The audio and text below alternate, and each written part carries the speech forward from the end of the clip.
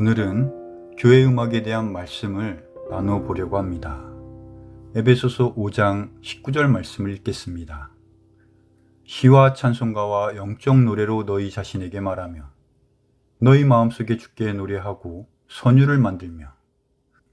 그리스도인이 하나님을 섬기는데 음악이라는 것은 사람들의 일반적인 생각 이상으로 중요한 역할을 하고 있습니다. 말씀 속에서도 시와 찬송가와 영적 노래를 내 자신과 주님께 노래하라고 말씀하십니다. 스바냐 3장 17절을 보면 하나님께서도 기쁘실 때 노래를 하신다고 기록되어 있습니다. 그래서 인격이 있는 모든 창조물에게 하나님께서는 음악적인 능력을 심어주셨고 믿음으로 자녀된 자들의 음악을 통한 찬양과 영광을 듣기 원하십니다. 하나님께서는 사람이 창조되기도 전에 하나님의 으뜸 창조물인 그룹에게도 특별한 음악적인 재능을 심어주셨습니다. 성경은 그 그룹의 이름을 루시퍼라고 말하며 루시퍼가 타락하여 마귀가 되었다고 기록하고 있습니다. 에스겔 28장 13절 하반절입니다. 내가 창조되던 날에 내 안에서 내 작은 붓과 내 피리의 작품이 예비되었도다.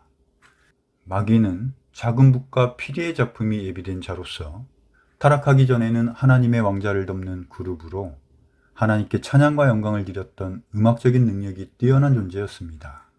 그래서 마귀는 그 음악적인 능력을 통해서 지금도 많은 성도들을 속이고 있습니다.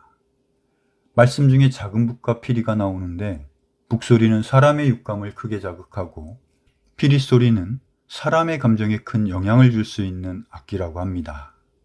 그런데 마귀는 사람의 몸과 마음에 직접적인 영향을 줄 수 있는 붓과 피리에 대하여 매우 능숙하다는 것입니다. 전문가들의 말에 의하면 북으로 구성된 드럼의 반복적인 리듬이나 낮은 주파수의 베이스 기타는 사람의 뇌하 수체를 직접적으로 자극하여 성적 욕구를 일으키게 하고 과도한 호르몬 분비로 감정 조절을 어렵게 하며 도덕적 절제를 감소시킨다고 합니다. 또한 강한 비트나 빠른 템포, 그리고 불규칙적인 리듬이나 지나치게 큰 볼륨의 음악은 우리의 혼을 혼탁하게 하며 인위적으로 혼을 흥분시켜서 자기 의지와 다른 감정을 유도하고 돌발적인 행동을 유발시킬 수 있다고 합니다. 그런데 그러한 분위기를 일부러 만들어내는 음악이 있는데 그것이 현대 대중음악이며 현대 교회에서 사용되는 많은 음악들이 현대 대중음악을 만드는 방법과 동일한 과정을 통해 생산되고 있다는 것이 큰 문제라고 할 수 있습니다. 그렇게 만들어진 음악들이 듣기에 좋다 해서 하나님께 드리는 경배음악으로 사용되는 것은 올바르지 않다는 것입니다. 그럼에도 현대 기독교에서는 세상 음악을 무분별하게 받아들이고 있고 CCM을 예배 음악으로 사용하기도 합니다. 심지어는 트롯 멜로디에 찬송 가사를 붙여서 사용하는 경우도 있습니다.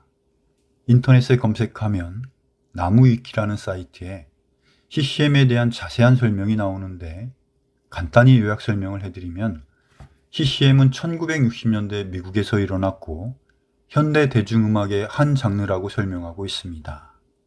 예배에 사용되는 찬송가와 다르며 종교적 메시지를 담은 대중음악으로 예배에 사용되는 음악이 아니라고 설명되어 있습니다. 정리된 글에서는 기독교적 세계관과 가치관을 가진 국내외 대중음악이라는 결론을 내리고 있습니다. CCM은 곡을 만드는 과정이 대중가요와 다를 바 없는 경우가 많습니다. 인기와 수익을 위해 사람의 감성을 자극하는 멜로디와 화음과 다양한 악기를 거침없이 사용합니다. 그것은 하나님보다 사람을 위해 만드는 음악이라는 것이 분명합니다. 그런 것들을 과도하게 사용하게 될 때 육체가 반응을 하게 되고 긴장감이 높아지면서 본래 전달하려고 했던 하나님에 대한 찬송이 아닌 음악 자체에 몰입하게 되는 부작용을 가져올 수 있습니다. 그리고 그러한 감정을 성령 충만으로 표현하는 오류를 범하게 됩니다. 사람의 기준에서 세상 음악은 완성도와 예술성이 무척 뛰어나고 사람의 감정과 마음을 강하게 흔들 수 있는 힘을 가지고 있습니다. 개인적인 취향에 따라 어떤 음악을 듣는 것에 대하여 뭐라고 판단하기는 어렵지만 최소한 교회에서 하나님께 드리는 예배 음악만큼은 하나님께서 기쁘게 받으실 만한 찬양을 선택하는 것이 올바른 교회 음악의 선택이라고 할 수 있습니다. 골로새서 3장 16절 말씀 보겠습니다. 그리스도의 말씀이 너희 속에 모든 지혜로 풍부히 거하게 하여 시와 찬송가와 영적 노래로 서로 가르치고 훈계하며 너희 마음속에서 은혜로 주께 노래하고. 바른 교회 음악에는 그리스도의 말씀이 풍부한 지혜로 거해야 한다고 말씀하셨으며, 그것은 교회 음악 속에 말씀에 따른 성경적 메시지가 반드시 들어가야 한다는 것입니다. 또한 신약교회 음악은 가르침과 훈계의 효과가 있어야 한다고 말씀하십니다.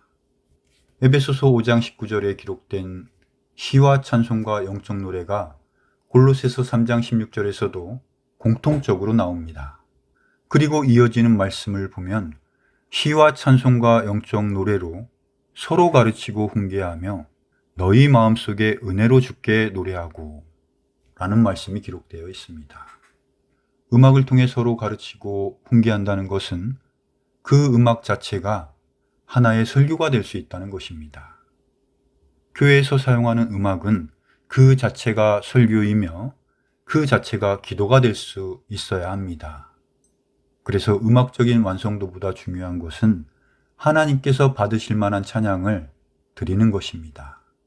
내가 지금 찬양하고 있는 대상은 오직 나의 아버지 하나님이십니다. 내 자신이나 성도나 음악 자체가 아니라는 것을 항상 생각해야 합니다.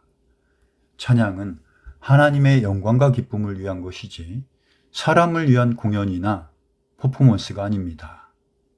모든 것들 중에는 분명히 하나님께 속한 것이 있고 세상에 속한 것이 있습니다. 하나님께서는 사람이 보기 좋다 해서 무조건 받으시는 것이 아닙니다. 에베소서 5장 10절에서는 주께서 받으실 만한 것이 무엇인지 입증하라고 말씀하셨습니다. 주께서 받으실 만한 것이 있고 반대로 주께서 받지 않으시는 것도 있다는 것입니다. 그것은 음악도 마찬가지입니다. 하나님을 기쁘게 하는 음악이 있고 사람을 기쁘게 하는 음악도 있습니다. 복음성가나 CCM 중에도 물론 좋은 음악들이 있습니다. 그런 음악들을 잘 선별해서 친교 모임이나 복음 전파를 위한 목적으로 사용한다면 음악이 갖는 목적에 적절한 사용이 될 수 있을 것으로 생각됩니다. 예배 찬송가는 후대의 그리스도인들에 의해 신앙적인 검증이 이루어진 성도의 찬송곡을 선택하는 것이 안전하다고 할 수 있습니다.